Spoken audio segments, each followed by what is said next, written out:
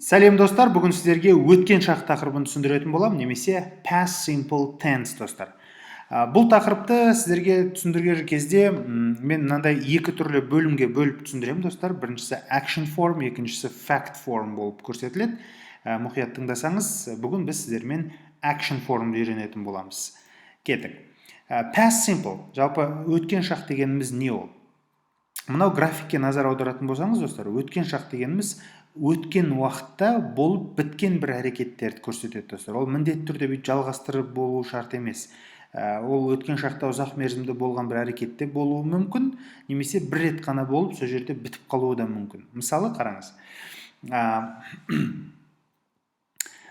Past simple of first form is used to express actions in the past. The action happens in the past and finishes in the past. Яғни әрекет өткен шақта болады және өткен шақта бітеді дейді. Жалпы бұл әрекеттерді түсіндіру үшін біз regular and irregular verbs деп аталатын, дұрыс және бұрыс етістік деп аталатын етістіктердің түрлерін қолдану арқылы жасайды екенбіз. Жалпы білмейтін адамдарға айта өтейін, irregular verbs деген үш формасы бар етістіктердің түрлері достар. Regular verbs деген үш формасы жоқ, қарапайым етістіктерді айтамыз достар. Бұлардың бір-ақ формасы болады. Кеттік, құрылым жағына назар аударатын болсақ, жалпы бірінші regular verbs пен, яғни дұрыс етістіктермен жасалынатын сөйлемдердің қалай құрылатындығына назар аударайық достар. Формула, өткен шақтағы сөйлемдердің жасалу формуласы мынандай графикта, мынандай формуладан тұрады. Бастауыш, subject, оған етістіктің екінші формасы, егерде етістік үш түрлі формадан тұратын болса, бұрыс етістік болатын болса.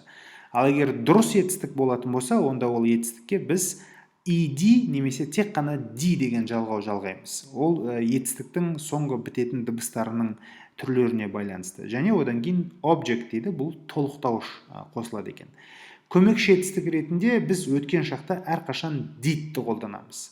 Әрқашан болғанда тура осы action формдарға, яғни әрекетті ғана білдіру үшін қолданылатын өткен шақтарға біз did көмекші етістігін қолданамыз достар. Бұлардың барлығы сіз жаңадан үйренуші болғандықтан таңсық болып көрінуі мүмкін, естілуі мүмкін. Сіз кішкене сабыр етсеңіз түсінесіз негізі. Кеттік. Regular verbs, дұрыс етістік болған кезде осы шақтағы сөйлемдерді құрайтын, болымды түрдегі сөйлемдерді құрайтын кезде біз мынау ережеге бағынамыз достар. Етістікке ed немесе d қосымшасын жалғаймыз. Work деген етістік бізде үш формасы жоқ етістік, яғни дұрыс етістіктер қатарына жатады. Сол үшін біз ол етістікке ed деген қосымшаны жалғау арқылы сөйлем құраймыз. Мысалы, I work at. Мына жерде нүкте қоятын болсаңыз, бұл толыққанды жай сөйлем болып табылады. Бастауыш және баяндауышы бар. I work at. Мен жұмыс істедім. Өткен шақтағы бір мағынаны білдіреді. You work at. Сен жұмыс істедің. Немесе сендер жұмыс істедіңдер. We work at. They work at. He work at. She work at. It work at. Мен ed деп айтып отырмын, негізі бірақ произношениеда айтылу ағылшын тілінде worked болады, яғни е оқылмайды, worked.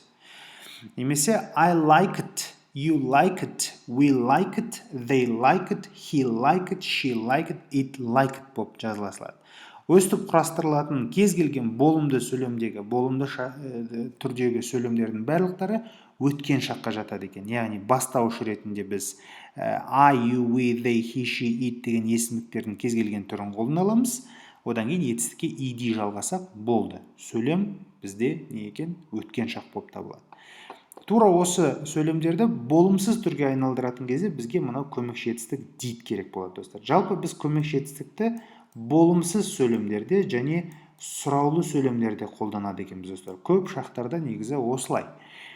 Тура осы өткен шақта көмекші етістіктің бізге керек болатын шағы бұл болымсыз сөйлемдер мен сұраулы сөйлемдер кезінде ғана болады достар. Қараңыз. Енді бұл did көмекші етістігі бір магнит сияқты да достар, магнит іспетті. Қараңызшы. I did not work, немесе I did not like деп айтамыз достар. Do емес, бұл жерде did көмекші етістігі қолданылған уақытта етістіктің соңындағы мына ed қосымшасы жойылып кетеді достар. Мынау магнит өзіне мыналардың етістіктердің соңындағы қосымшалардың барлығын тартып алады екен. Сол үшін I did not work it деп жазсаңыз қате болады. I did not like it деп жазсаңыз қате болады достар. I did not work. I did not like. I did not sleep. Мен ұйықтамадым. Көрдіңіз бе? Осы кезде біз did'ті қолдану арқылы болымсыз сөйлемдер жасайды екенбіз. Did not'тың қысқаша түрі didn't болып та айтылады. Бұл былай жазылады. Didn't. Мына жерде апостроф және т жалғанады. I didn't work, I didn't like. You didn't work, you didn't like. We didn't work, we didn't like. Деп айтады екенбіз достар. Жалпы болымсыз сөйлемдер осылай жасалынады. Сұраулы сөйлемдер кезінде did көмекші етістігі бастауыштың алдына шығып кетеді екен достар. Did I work? Did I like? Did you work? Did you like? Did we work? Did we like? Деп айтады екенбіз достар. Тура осылай бүкіл сөйлемдерге жасасақ, көмекші етістік сөйлемнің басында тұрса, демек ол сөйлем сұраулы сөйлем екен достар. Жалпы regular verbs пенен дұрыс етістіктермен жасалынатын сөйлемдердің барлықтарында біз тек қана ed немесе d қосымшасын жалғау арқылы істей салады екенбіз сөйлемдерді. Көрдіңіз ғой? Енді бұрыс етістіктермен irregular verbs пенен қандай сөйлем жасалынады достар? Irregular verbs дегеніміз етістіктің үш формасы болатын кезде ғана сол етістіктердің түрлерін irregular verbs деп айтамыз. Take, took, taken. Алу деген сөз. Бұл жерде бірінші формасы V1 деп әдейі жазып қойдым, екінші формасы ортадағы тұрған, үшінші формасы V3. Тура осындай достар, негізі 700-ден аса етістіктердің түрлері бар. Мен сіздерге олардың тізімін жіберем, алып әрқайсысын жаттауға тырысасыздар, жарай ма? Және солар арқылы сөйлем құрастырсаңыз болады. Мысалы, болымды сөйлемдерді өткен шақта irregular verbs пенен бұрыс етістіктермен құрайтын кезде біз оп-оңай құраймыз. Мына екінші формасын алып кеп, мына жерге қоя салады екенбіз. Өйткені бастауыш, оған verb 2 қолданасың, одан кез келген толықтауыш қолдана берсең болады дейді. Мысалы, I took, you took, we took. Көрдіңіз бе? They took, he took, she took, it took. Ештеңке өзгермейді, тек етістік екінші формада ғана тұра салады. Тура осылай мысалы go деген етістіктің екінші формасы бар, went. I went деп айта аласыз. Мысалы, they went, she went, it went, айырмашылығы жоқ, барлығына бірдей болады. Оп-оңай негізі. Болымсыз сөйлемдегі түрлерін жасайтын кезде біз мына көмекші етістігімізді қайттан қолданамыз. Бұл да болымсыз және сұраулы сөйлемдерге керек болады екен, did көмекші етістігі. I did not дейсіз да, бірақ мынау did деген сізге алдында айтқанымдай магнит сияқты да бұның қызметі. Бұл өзінен кейін келетін етістікті не істейді? Өзгеріске ұшыратқызады. Қосымшасын алып алады, соңындағы ed қосымшасын, немесе екінші формада тұрса, бұларды бірінші формаға алып келеді. Яғни сабасына түсіреді былайша айтқан кезде. Сондай күшті етістік екен де бұл. Did not-тан кейін біз міндетті түрде verb 1 қолданамыз. Яғни took етістігі take-ға айналып кетті. You did not take, we did not take, they did not take. Көрдіңіз ғой? Сұраулы сөйлемдерде де did сөйлемнің басына шығып кетеді да, одан кейін бастауыш келеді. Бастауыштан кейін барып етістіктің бірінші формасы бұл жақта да келеді. Ал магнит өзінің қызметін атқарып жатыр толыққанды. Көрдіңіз ғой? Жалпы алғанда осы достар, негізгі базовый білім, мынау өткен шақтар тақырыбын үйренетін кезде осыны білсек жеткілікті. Action form. Байқасаңыз, бұлардың барлығы етістік арқылы жасалып жатыр. Take, took, taken, мына жерде work, like, мысалы, жұмыс істеу, ұнату деген сөз, бұлардың бәрі етістіктер. Енді мысалдар келтіріп көрейік. Мысалы, I went to shopping mall. Мен shopping mallға бардым, яғни shopping жасайтын дүкенге бардым деген сөз. Мынау to shopping mall деген бізде мынау толықтауыштың қызметін атқарып тұр. Went етістіктің екінші формасы бастауыш бізде I болып тұр. Формулаға сәйкес келіп тұр, көрдіңіз бе? You helped me with my exam. Етістік дұрыс етістік болғандықтан ed жалғанып тұр. Ал енді сізде сұрақ туындайды. Қай кезде етістіктің дұрыс я бұрыс екендігін ажыратамыз десеңіз, бұл уақытпен келетін нәрсе. Алдымен бұрыс етістіктердің таблицасын алып жаттауыңыз керек. Сол таблицаға кірмейтін етістіктерді бұрыс етістік ретінде білетін боласыз. Мен сіздерге дұрыс және бұрыс етістіктердің таблицаларын жіберетін болам достар. We met your brother yesterday. Meet, met, met деген үш түрлі формадан тұратын етістіктің екінші формасы met болып тұр достар.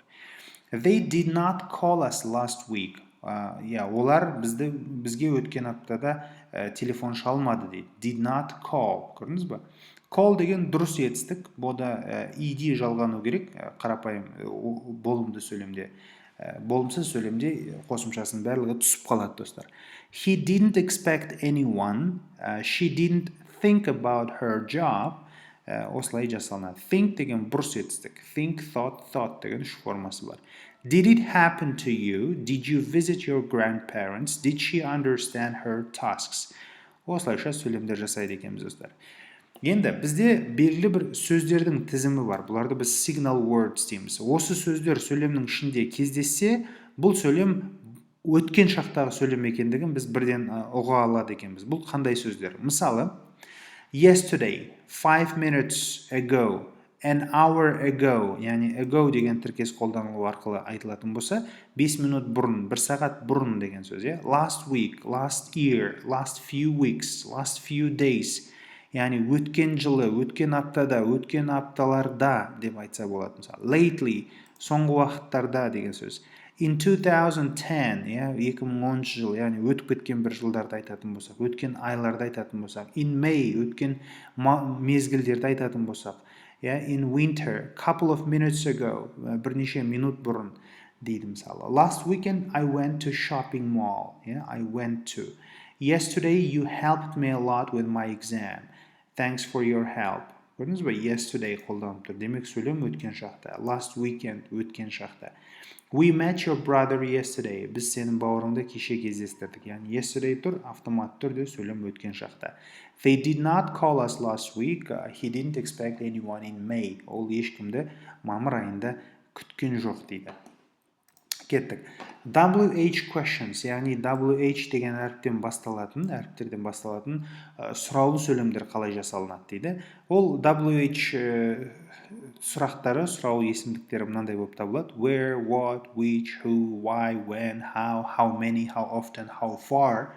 Бұлардың аудармаларын жекеше айтып өте салайын. Where деген қайда, what не, немесе қандай деген мағынаны білдіреді. Which қайсысы, who кім, why не үшін, when қашан, немесе how қалай, how many қанша, how often қаншалықты жиі, how far қаншалықты алыс деген сөз.